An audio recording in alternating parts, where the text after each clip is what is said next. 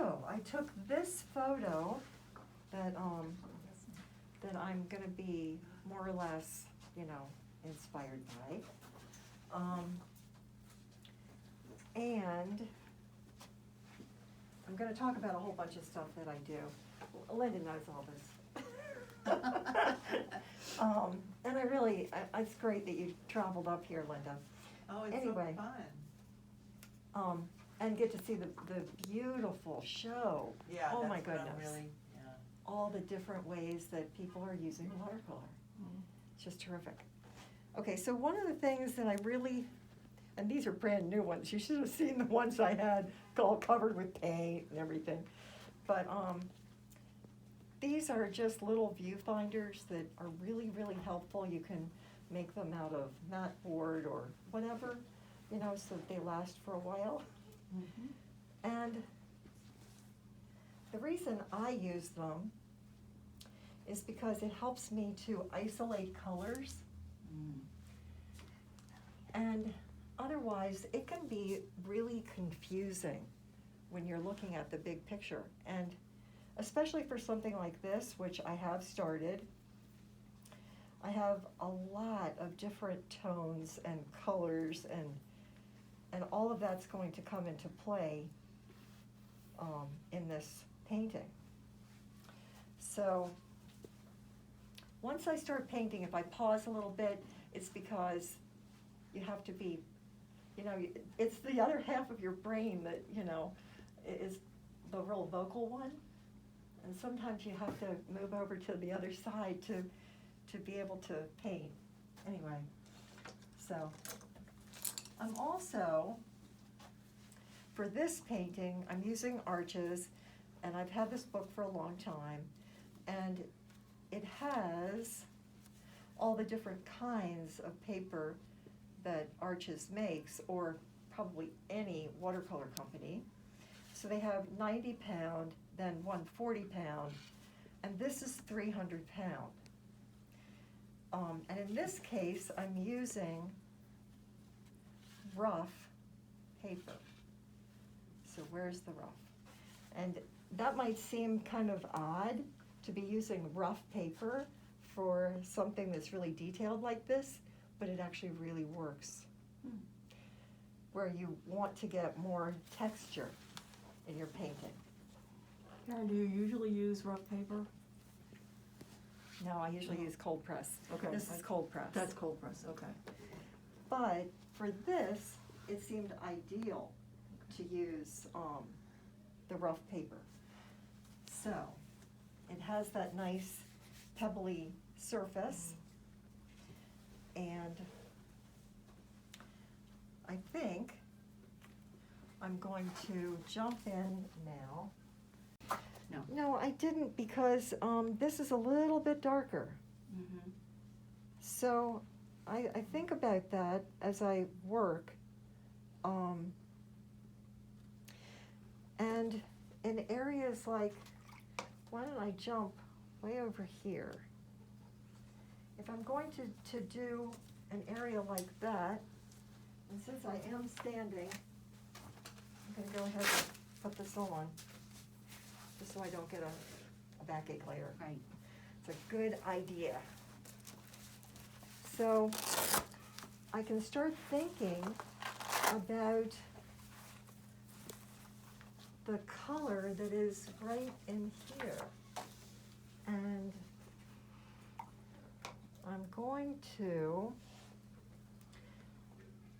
okay, so there's all different ways, if you're going to pre-wet something, that's a good thing too. Like in this case, I'm going to wet this, but then I'm going to let it dry mostly before I do anything. And what's the advantage of wetting it first and then just so that you get the right amount of moisture? Yeah, I'm always looking for the right shade. I am a glazer. Everybody know what glazes are? You know, it's that overlay. But if I can get it, closer the first time, that's better. Okay, so I'm going to mix up. So this is Quinn magenta. This is the red, that beautiful Quinn red that you were talking to me Mhm. about. Mhm. Just a fantastic color. But I'm also going to add just a touch of my purple to this. Okay, so hi. So I got my master's at the University of Maryland in College Park, and it was in color lithography. But that's not where I had started grad school. I started as a stone sculptor, believe it or not. And I got into a stone lithography course, color lithography. And I had my orals, and I had my sculpture, a sculpture that was, almost finished. And then I had all these prints that I had done. And I had 4 professors there, and they were all sitting there, and for a while they didn't say anything. And they said, "Why are you a sculptor? You're a colorist." And I was like, "What?" So that was a real surprise in a way, but then I got out of grad school and I discovered watercolor, and I fell in love both with him and watercolor. So now this is a little bit different color because I've mixed more of the Quinn red in on this side because I see that in the photo. And I really don't worry too much about the first pass because I'm going to be able to go into this again. So that I can really get the color to be exactly as I want it to be. And you can see how much the paper's dried. And it doesn't warp so much. No, that's the beauty of 300 pound. Wow. It is great. So that's why all my big paintings are on 300 pound. Anything this size up is going to be a 300 pound painting. Mhm. Why is it called 300 pounds? Well, did you ask that, Cynthia? Yes. Okay, so 300 pound paper is 300 pounds in a ream. Oh, okay. Oh, Yeah. that's why Or 140 pound, which is what we use. we use And a Yeah, lot. ream. And a ream would then be how many sheets? I I don't think know. 100. 100 It was sheets. 500. You mean it 500? it weighs 100? 500. 500 500. sheets. A ream is 500? 300 pounds? I don't even know. You need a forklift. Yeah, you need a forklift.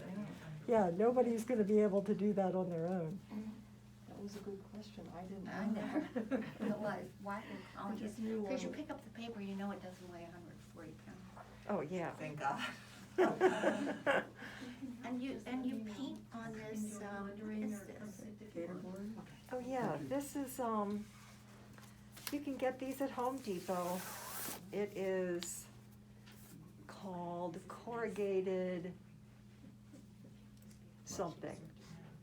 Corrugated cardboard or whatever. Plastic. So, yeah. When, Is that in their art department or something? No. Just Home Depot, you can get these huge sheets. Yeah, it's and- where they have signs and stuff, Oh, or for your glass and signs, glass right. and Oh, people, really? people use them So- for, you know, like putting up real estate signs and Huh, okay. protests. I'm getting all these tips. Well, hi. Hi. Oh my goodness. Thank you for coming. Thank you for doing this and having us here. And like getting us to come to Annapolis too. Oh, what a treat. And I'm so sorry I'm late. Oh, well, we're not into it that much. I mean, that long, so. Did you see that, did you see I've her, seen her.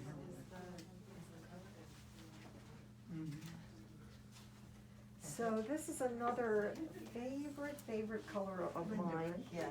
Windsor Windsor Newton calls it brown matter deep. Is this a What's it standard called? Or brown math? matter. Maybe it's just brown matter. Brown matter? And, but I know it as, Avignon orange, which I think is a much prettier name. Right. But, Is it Daniel Smith? I missed the beginning of that. my Mary Blue. I'm sorry, what? My Mary Blue. Oh, okay. I have a real thing for my Mary Blue colors.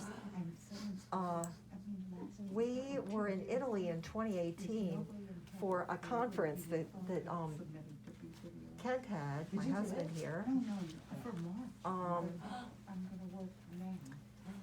And I said to Kent, can we go to Milan at the end and go to the, my Mary Blue factory? Oh, they have a factory in Milan. Oh my goodness, it was a high point, I think, of our trip. Yeah.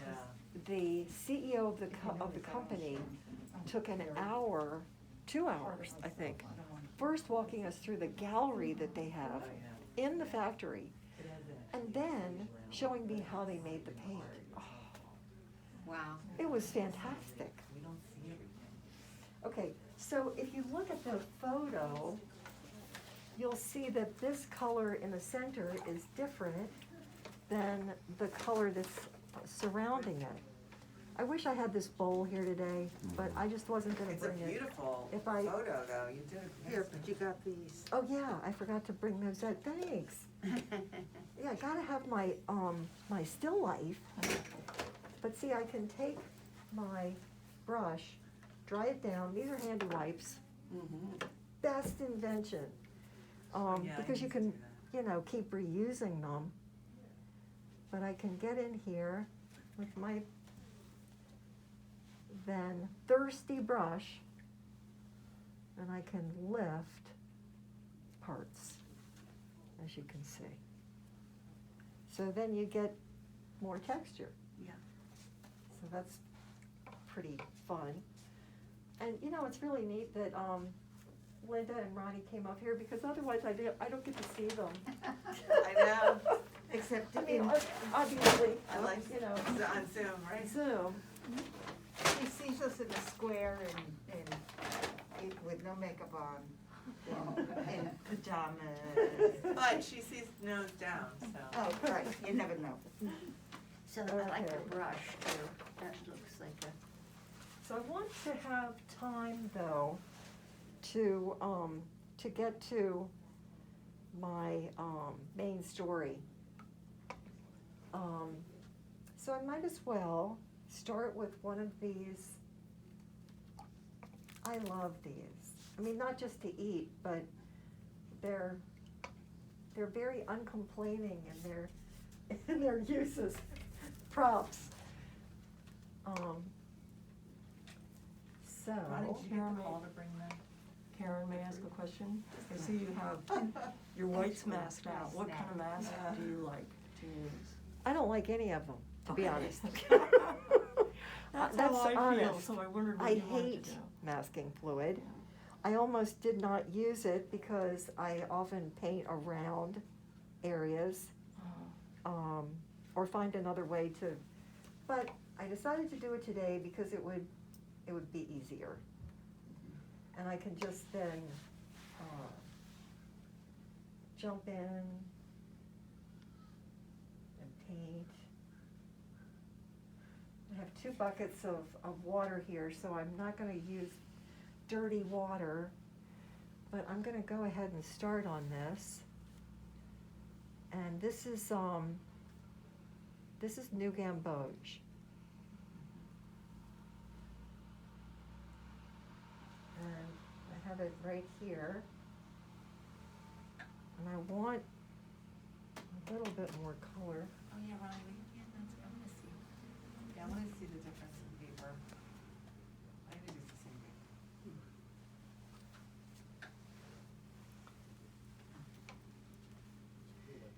And I'm going to slowly work into this.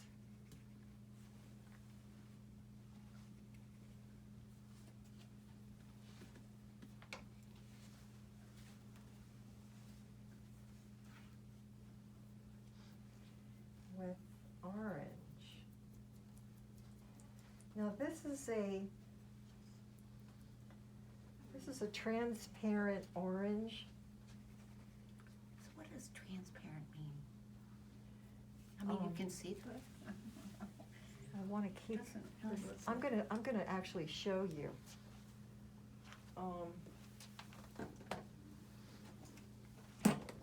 As far as, or actually, I think they call it translucent orange, and as far as I know, this is the only company that makes this particular orange. Really? That's why I have the smattering from all the Different companies. ones. This is another Schminke, it's translucent orange. Fantastic color, and I find I use it a fair amount.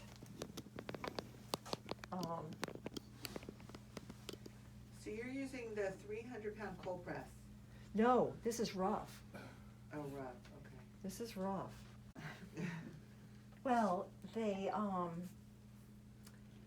these paints then will granulate much more than your average paints, so that can be a real advantage. Okay, so for the first pass on this little orange, I'm not trying to do everything. So this is perfect for where I'm going right now. And because it's touching this orange and it's lighter here, I'm gonna instead move over to this one. So you can see that again.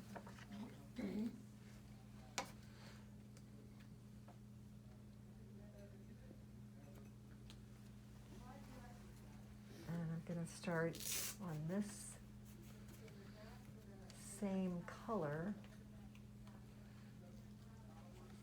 I always feel like in one respect, it can get a little bit boring watching somebody paint, and yet I do it all the time. I just downloaded a video of John Bayalis. Anybody know who John Bayalis is? We're gonna be doing him in class in a couple of weeks, looking at his colors and everything. I love watching those videos. That's how you learn. Yes, and I like to see how other people tackle things, and I always pick up great stuff watching other people. So it's a fun pastime.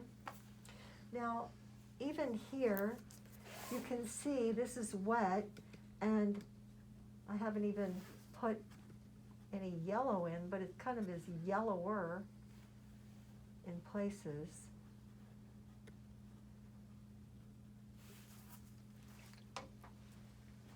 I'm probably going to sit down in a few minutes. You bet. No, it's just after a while it's a long time to stand. Yeah. And I'm just gonna drop in a little bit of this Avignon so you see.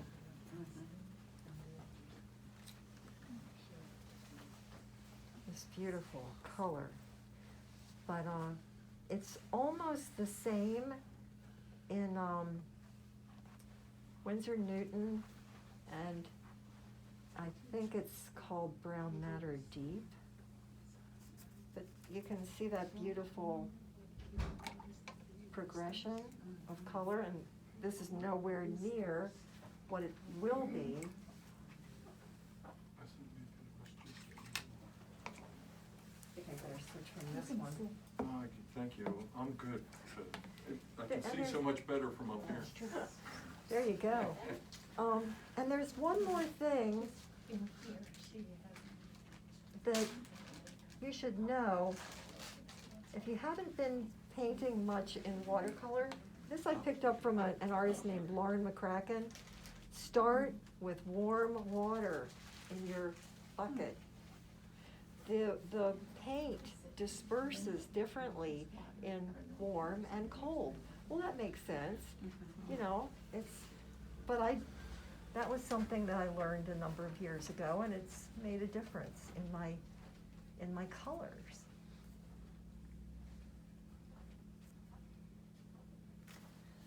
Okay, so this one I've spent a little bit more time modeling.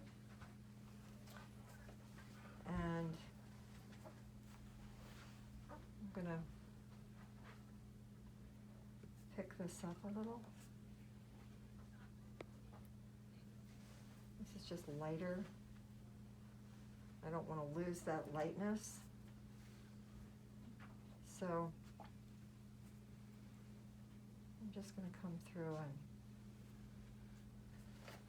make sure that I'm thinking about that as I go.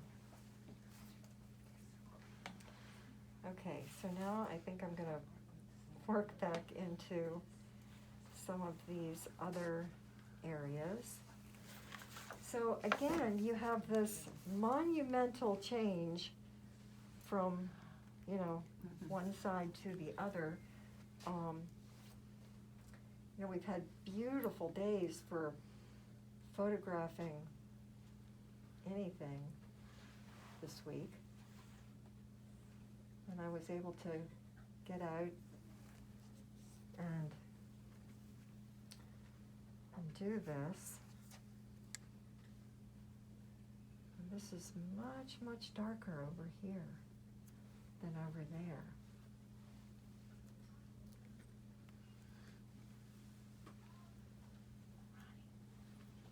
So if any of you are thinking that you're going to see the painting in its finished state today, think again.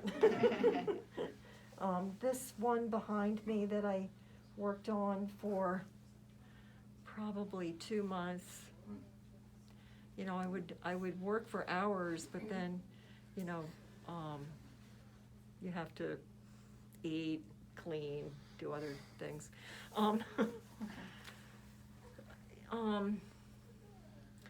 But this, I was really fortunate in April, when I was finishing the painting, I was able to go outside, set it all up outside and get the natural lighting, so that really helped. Well, that says a lot. I didn't realize that was a natural lighting. Yes. I love, they almost are like, they have some human sensibility of that they're talking to each other. Yeah. You know, there's like a community, and they're all engaged somehow. That's exactly what I'm trying to say with this. Oh. So, you know, just to divert a little bit, I was thinking about how we get all of these ideas, input, positive and negative things all the time around us. And so I really wanted to say that in this painting, that, you know, we're all pointed in different directions, and then we have to choose. Is that right? So yeah, they really are in conversation. And sometimes it's just conversation where you're taking in information, and the choosing can come at any time. You know, it's just, and sometimes the choosing evolves and happens over time. Yes, exactly. Wow, thank you. And since you brought that up, I really enjoy the placement of the still life that you did up there, because from an artist's point of view, it keeps your eye constantly moving around the picture and staying on the picture and not, Yes. even the shadows bring you back around, and then the oil can brings you up, and then the hose brings you down, so you constantly are dancing, your eyes are dancing around. Even the back, the varying shades of the wood or whatever is the back wall. And how the turquoise, there are 3 turquoise and there are 2, one on each side that sort of bracket it and keep holding you in also. The triad of one color, Yes. Karen has taught us about to keep Oh, okay, again. didn't know about that. Oh, the triad of three Ah, colors. To keep- Triads. And if you look at the red nipple, Yes. notice there's a red dot on the On the board. 1, 2, 3, 4, 5, little So red dots. they keep, Nails. right, the nails. Yeah. But Karen has taught us to purposely do things like that, to keep the eye interested. And whenever we, would do a tree and we have a limb going off, if you don't have another limb coming back, then you're like, oh, okay, I'm done with that picture. And I like how you signed it, so it's there, but it doesn't take away from anything about the painting. That's another thing I've really thought about. I just want to be kind of in the background as far as my signature, and hopefully let what is painted really shine.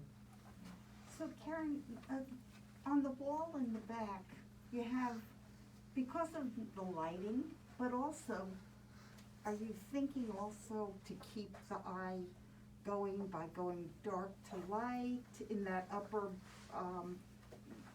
Yes. shingle, or whatever you wanna call it? Yeah, well, the light was coming, this way, and it was lighter right in that area, so. To make it the star of your show. Right, yeah. Got it. Okay, thanks. Okay, so, what I think I'm gonna do now is actually move over and paint this big red shape, this big scary red shape. How's that?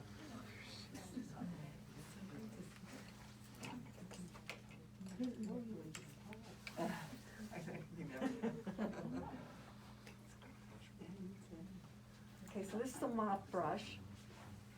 These are terrific for doing, big areas. And I thought a lot about this red that I had over here. I used a tablecloth and spread it out, on my deck.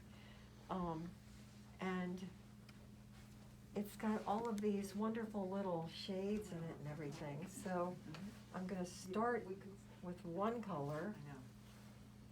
And I may even, change this quite a bit. I don't really know. But again, this is my go-to red now. And it didn't used to be this, but it is now. I love this color. Is that your The PV? Sennelier, Oh. It's not pull that PV out. 19. No, this is, this new color that I absolutely love. What is it? What's it called? It is, quinacridone red, and it's the Sennelier. I went for the big tube, because as soon as If it's your I favorite s- color, you should. How as many soon as I colors? tried it, I was like, oh, this is It's really pretty. wonderful. What a great, and there's something about these quinacridones. Okay, let me just talk about paint for a minute. For a long time, watercolorists were looked down upon because people said it's not permanent. Once you paint it, it's gonna start fading, it's not light fast. Well, that's just not true. some colors are fugitive, but most of the companies are now phasing those colors out. Opera Rose or Opera Pink was one of those colors in the past. It was totally fugitive, but anybody who's in my classes can tell you, I've got huge windows and glass doors and everything in my studio, and all these paintings are there, and nothing has faded at all. Because I'm using totally light fast colors. And that's something you have to check, to be honest. You can't just assume that all colors are light fast, but once you look into it, you'll find which colors are light fast, and those will be the colors that you use if you're like me, because I really care about the permanence of my paintings. So as I move down here, I'm going to have a bit more purple, but also most of this is going to change later when I add the color. For some reason, this was cut a little bit, so you can't see all of this side of the painting. But my hope is that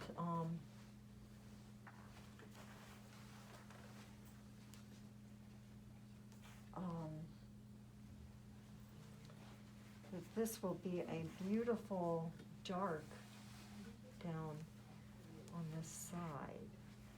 So this is actually like this, and it made this made a shadow on this part. Did you grow up in a painting family? Yes, I did. Up Mom- north? My mom, Barbara Brown, was an acrylic and oil artist, and when I was growing up, I was very intimidated by her because she was obviously an adult and good, and I was like, oh, I can't do anything like that. And so I decided to go as far as possible away from that to stone sculpture, so I wouldn't be in any kind of competition with my mom. And lo and behold, I discovered watercolor, and then that was it. I just couldn't believe how fun watercolor was. Okay, so my hope in this composition is that this area is actually going to be a little bit of a lead-in into all these colors over here, once this is at a much more finished stage. And that's the only problem with, doing a demo like this. You can only see a little part of it being done, but if you, you can give me your information if you want to, give me the, your email address, Sure. and I can show you the finished painting, Love to see it. when I get to that point. Thank you. Okay, I want to clean up my mess here, trying to be very careful here in the gallery. Okay. Karen, I had another question about, because it's 300 pound, is that why you decide not to tape it down or secure it, or Yeah. have you? I don't, on the 300-pound paper, You I don't don't need even to. worry about it. That's wonderful. It's fantastic. Yeah. I've watched wonderful demos where people have everything taped down on like a 140 pound, and then at the end of the demo, they peel off their tape and voila. But I don't do that. I just find the 300-pound paper is just fantastic. And what's the difference with the hot press versus the cold press? Okay, so if you look at this, It's you all smoother, have right? clean hands, so you can actually do this. Yeah. in here, go to the 300 pound, and it will have hot, you know, which is really like a plate surface, the hot press. Yeah. Then the cold press is a little bit textured, and the rough is really quite textured. So what I'm doing now is waiting. Does anybody use this hot press? Cause I never hear anybody say. Yes, They do. a lot of people do. Huh. Do you wanna see it? Oh, that's okay, thank you. Okay, so let me see if I can get this to be at the right point.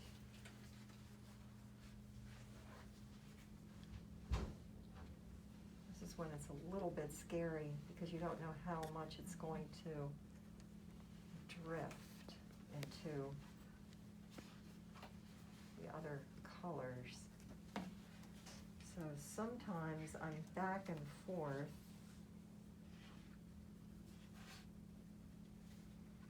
Like right now.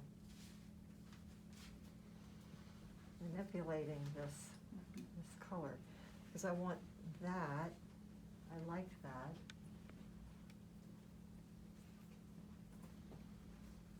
And then, this is darker still. But in order to get this real circle that, or half circle that comes around, you can see the line of my pencil there, I've got to wait for that. And that's pretty good. But I need more color here. Another thing you can do to check how much water is on your brush is just, you know, you don't want a lot of water, just take a paper towel and press into this is where the ferrule is, this part is the ferrule. And so you just press into the bottom of the bristles, and then when you go into it, it's not as wet. Huh. So I'm gonna add color, more color in here.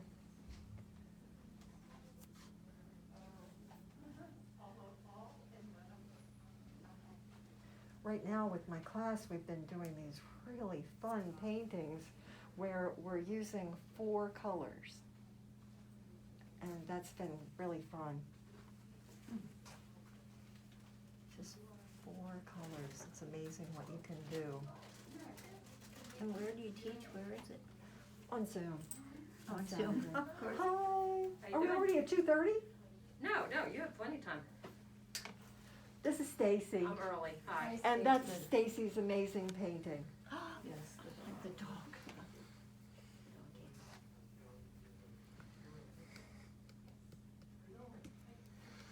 Okay, I'm gonna leave that for now. And come back over here where I'm not gonna interfere with anything that's even slightly damp.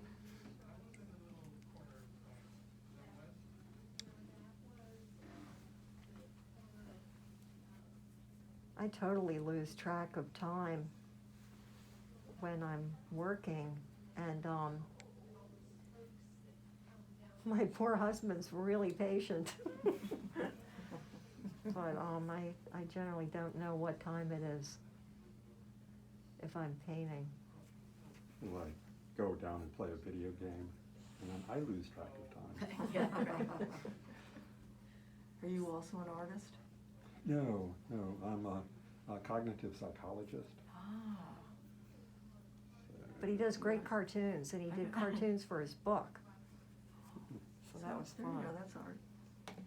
Yeah, well, sort of. Little funny cartoons of people.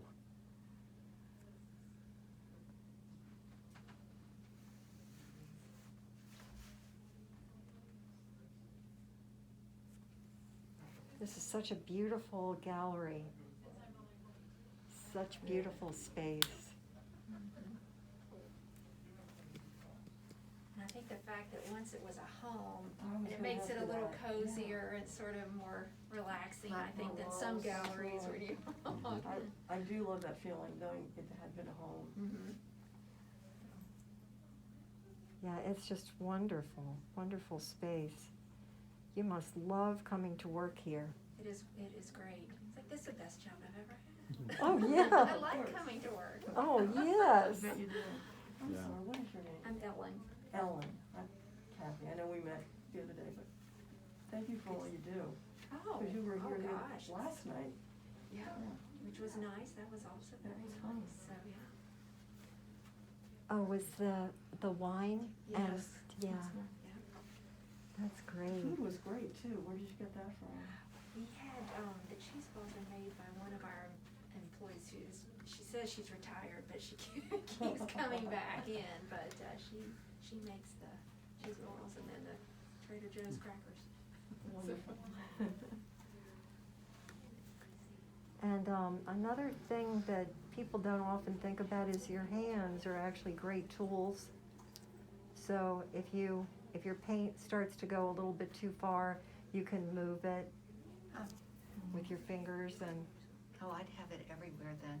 Mhm. Face. Well, It is. Close. That's pretty much what we all do, right? Everywhere. Get it all over everything. Mhm.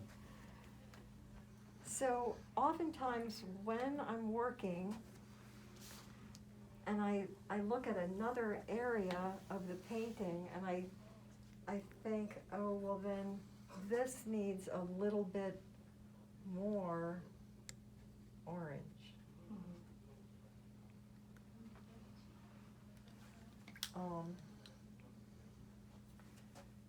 This has these Now, little, is this little white, is that like a crack or is that? it's the way the light was shining. Shining. So Uh-huh. I have the masking fluid there. Mhm. I will, when I'm at that point of finishing the painting though, I plan on,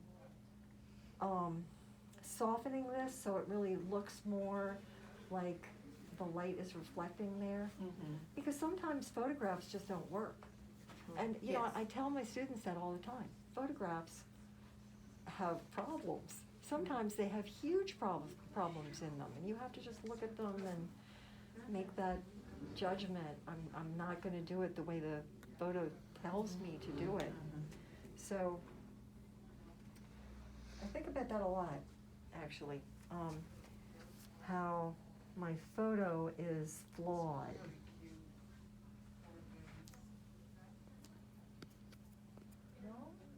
And that's why I really like having the bowl out in front of me, but it just didn't seem like the best idea today. How big is your bowl? Like this? Oh. Yeah, it's pretty big.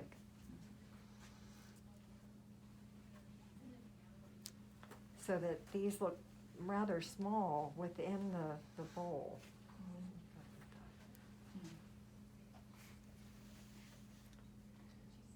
So, I mean, this is when, you know, I almost feel like saying, you need to get up and walk around, because it gets kind of long just watching me. I like watching how steady you are. Oh, it's amazing. But Karen, it's just as you say, we all learn from each other, so it's good to watch. Yeah. I'll tell you a story.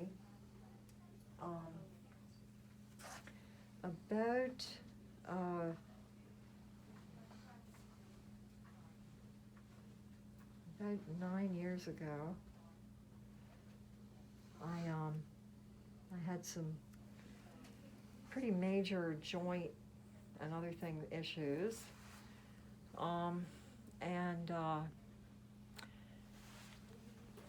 my thoracic spine was actually collapsing.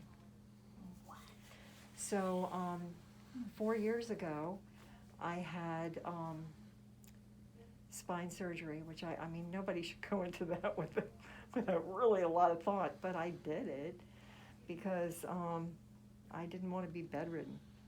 And I thought, something's got to happen. I was on crutches for 5 years prior to the surgery. And what causes that? Are the muscles just? In my Giving case, out? I had scoliosis, but it became like a runaway train. Oh. So I had, two 11-inch rods and 17 screws put in my back. And, honestly, I still have a lot of pain, but I'm able to move, I'm able to paint, I have so much to be grateful for. So that's my story. And so for me, painting is like the most amazing therapy.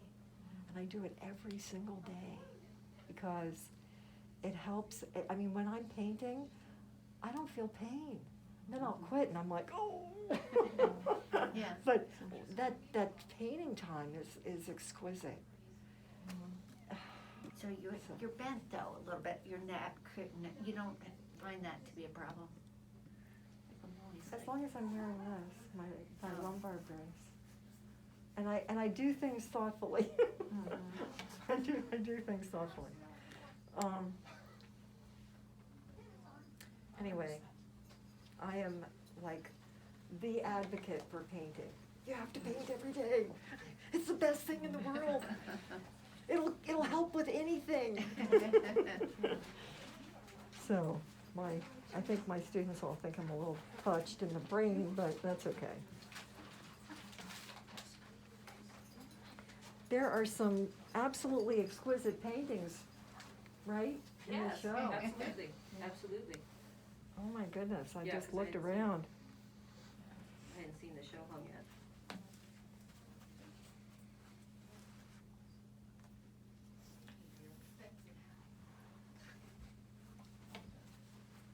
Okay. So there are these Russian paints, they're very, I'm trying to think of what the name of them, but they're so powerful. Oh, What are they? are you talking about the White Knights? Some of those? I don't know, it's a Have Russian. you tried any of the White Knight paints? Mm. I've only tried like a couple, but they're, yeah, the Russian painters are using these colors. They're interesting.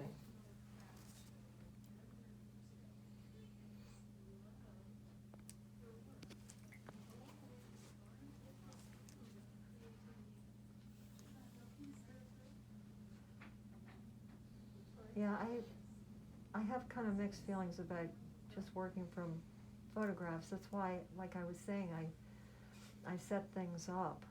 I like to look at the real thing. But we don't have that opportunity always. Okay, so here's where I can put a glaze, and I'm gonna go back and isolate that. And here you can see, let me get my other one. So here you can see that, and you can see this one.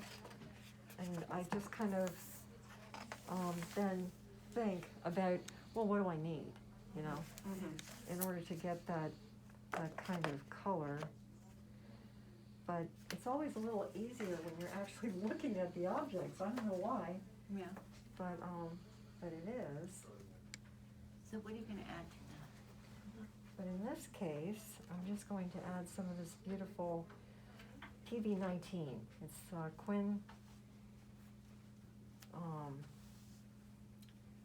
Quinn Rose, I think. Because that's a lot darker on that side. Okay.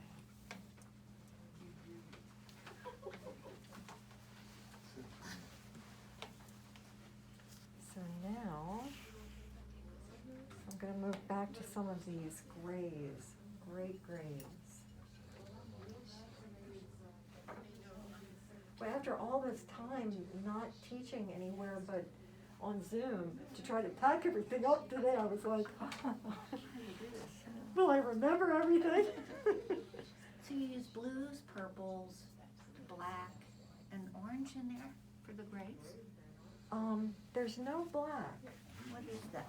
This is a mixture of, actually,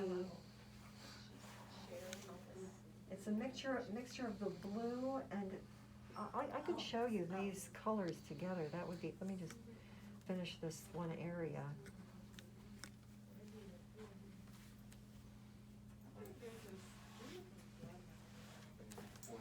So,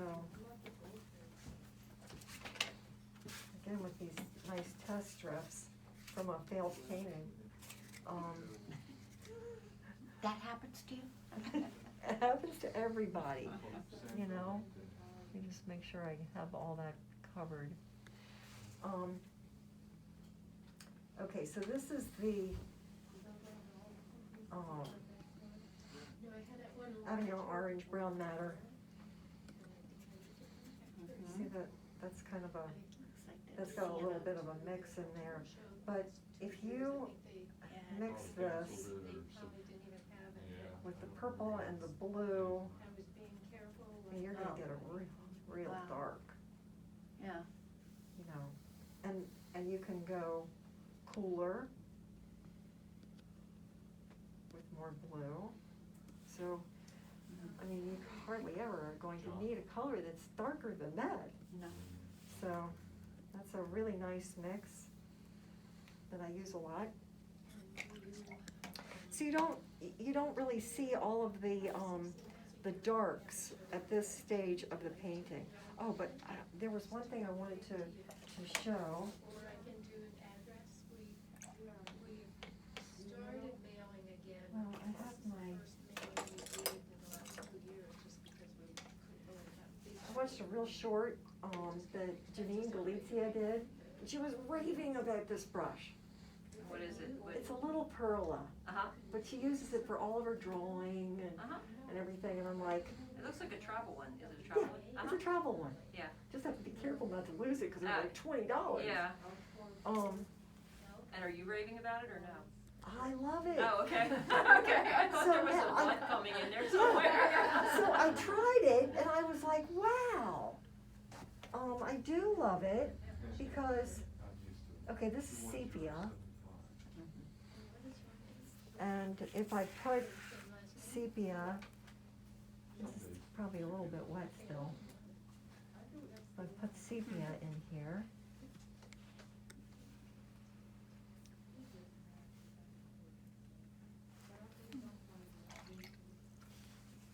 Then, I mean, even though these are all really, really super dark in the photo, I didn't really like it. So I thought, well, if I lay this down and then pick it up, put a little water down,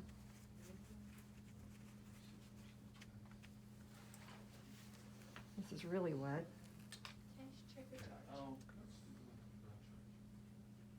I'm just gonna go through here and pick this up a little bit.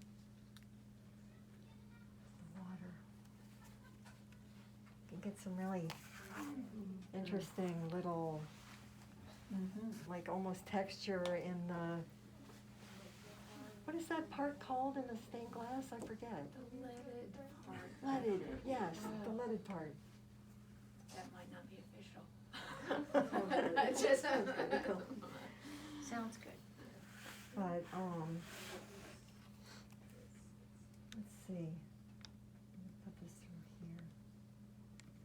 So yeah, I mean, I don't use little brushes all that often, but for a lot of things, or in my sketchbook, drawing with this, With a brush. it is great. And that's what she does in the little video. She's just drawing. And who's the artist? Janine Galizia, the one that is behind the Art of Watercolor that comes out of Oh. France. She's the brainchild for that. So, Okay, I had to swipe it, it wouldn't take the chip for whatever reason. I'm just gonna put these little lines in some of the places, just so you can see it. And I can also add a little bit of Payne's gray to areas of this, particularly out here at this edge. That's what I have on this other line that I started at home. When we work on things in class on Zoom, I'm actually doing a whole lot of different things, not just still life painting. And in fact, right now we're working on a landscape, and that's what I'm working on with just 4 colors. And I discovered these 4 colors can do almost anything. What are they? In a still life, in a landscape. We're using Phthalo Blue, but it's the certain Phthalo Blue. It's PB 15-3. Because Phthalo Blue comes in a range of colors, and I don't often use phthalo, but it really works on a landscape. So that Quin Gold, the Red. yeah, the PV19, and which is actually the one I use a lot is this one, the primary red magenta. Really like that, and then my Mary Blue, and dioxazine purple. And what brand of paint is it? My Mary Blue. Okay. I like some of their colors a lot. That's come up a lot recently for whatever reason. I had never heard of them until like 2 weeks ago, and then everybody's talking about that. Yeah. They're wonderful. Yeah? When we were in Italy in 2018, we went up and went through the My Mary Blue factory. Oh, Really? Huh. the CEO took 2 hours with my husband, our son, and I. We went through and saw the gallery. He showed me how paint was made. It was Wow. How did you get him to do that? Did you have this scheduled or something? I had prearranged it, Oh, you did. so that was really good. Wow, you walked in and this guy is giving you the major tour. And they have a gallery of works from like nearly 100 years ago, because it was his grandfather that had this dream of starting an art, painting company. So it was really great fun. Okay, so let me work over here.